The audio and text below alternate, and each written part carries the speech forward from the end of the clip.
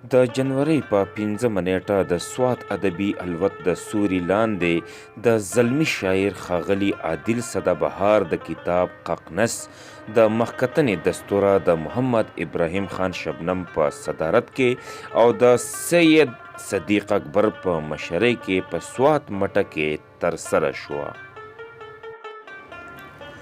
د تلاوت کلام پاک نه پس د دستورې باقاعده پرانسته د درنو مشرانو په مبارکو لاسونو سپدا ډول وکړای شوه. په دستوره کې د سوات د شاعرانو ادیبانو نه علاوه د خیبر پښتونخوا د مختلفو سیمو شاعرانو ادیبانو په ګڼ شمېر سره دستورې ته ښکلا بخښلې وه. د سیول ډیفنس کمیټي CDO سوات اسماعیل جان صاحب او فضل حمید صاحب سره د خپلو ملګرو هم په دستوره کې ګډون وکړو. د نظامت چارې د سوات ادبي الوت ستر سکتر امجد علي سورج ترسره کولې چې پکې مصنف ته د شملې د پسرولو تقریب هم وکړای شو. د ډېرې یخنۍ له وجې د میلمنو دپاره د ګرمې حلوا اهتمام هم شوی و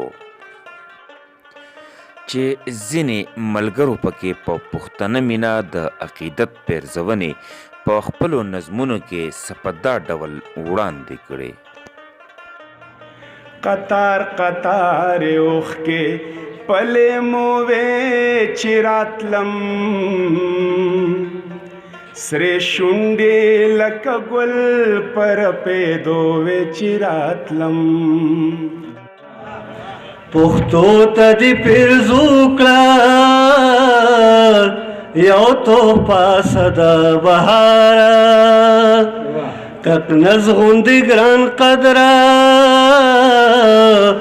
اضافه سدابهاره د ادم خان او د درخو سره دې مینه وکړه پښتو دې سیال کړه د پښتو سره دې مینه وکړه ژوند دې ښایسته کړو د وږمو سره دې مینه وکړه د لر او بر د پښتنو سره دې مینه وکړه. وړومبی کتاب چې د ققنس په نوم شاهکار دی د ده وړومبی کتاب چې د ققنس په نوم شاهکار دی د ده نوم یې عادل دی نوم یې عادل او تخلص سدابهار دی د ده. غم جن ماحول شاباز رباب ققنس ققنس شعرنا زما د یار دل کتاب ققنس ققنس شعرنا غم جن ماحول شاباز رباب ققنس ققنس شعرنا.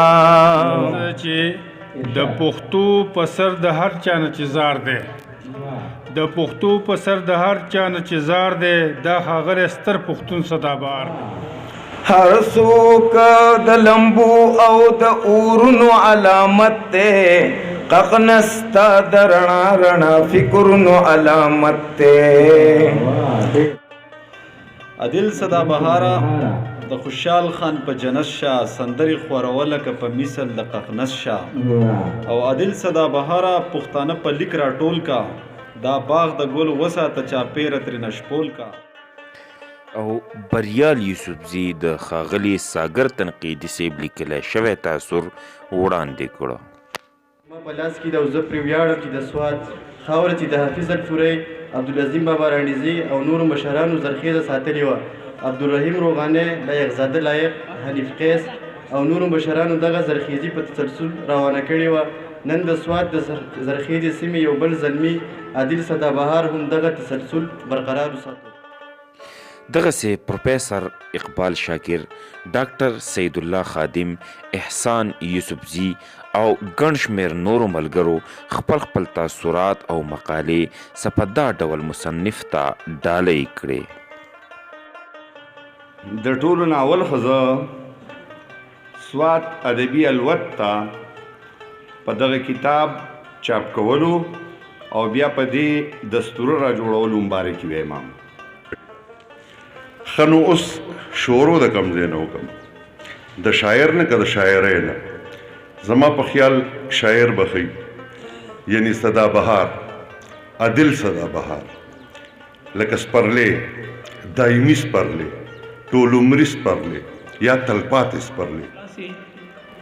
شکریه به ادا کوم او په ډېر ډېر ځله به ادا کوم چې په دې وخت کې تاسو موږ دا خپل راتلو یقیني کړو. زموږ دا محفل په تاسو ښکلی شو، ښایسته شو. د سوات ریاست په پښتنه خاوره هغه یوازینی ریاست تیر شوی دی چې د پښتون قام او پښتو ژبې په صحیح معنو کې خدمت کړی دی. دغه وجه وه چې د دې ریاست دولتي ژبه هم پښتو وه. د دې ریاست واکمنان چې په اصل کې د ذوق خاوندانو، نو ځکه دلته د ریاست په دوره کې فنون لطیفه یعنی زیبا هنرونو ډېره وده بیا موندې وه. د ریاست په زمانه کې به دلته کال په کال مشاعرې تابع کولی شوې چې د ریاست د شاعرانو سره سره به پکې د پښتونخوا د لرو پرتو سیمو د هغه وخت نوموړو شاعرانو هم ګډون کولو.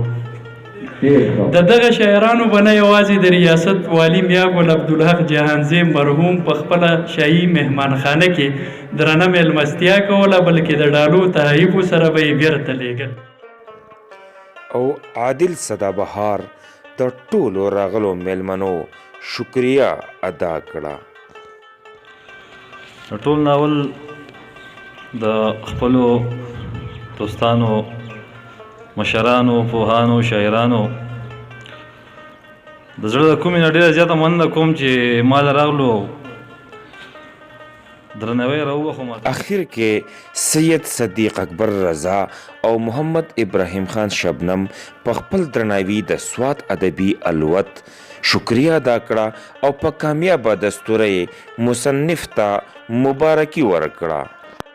هم دې سره دا دستوره پای ته ورسېده. حمید الرحمن همدرد، مشال ټي وي، مټه، سوات.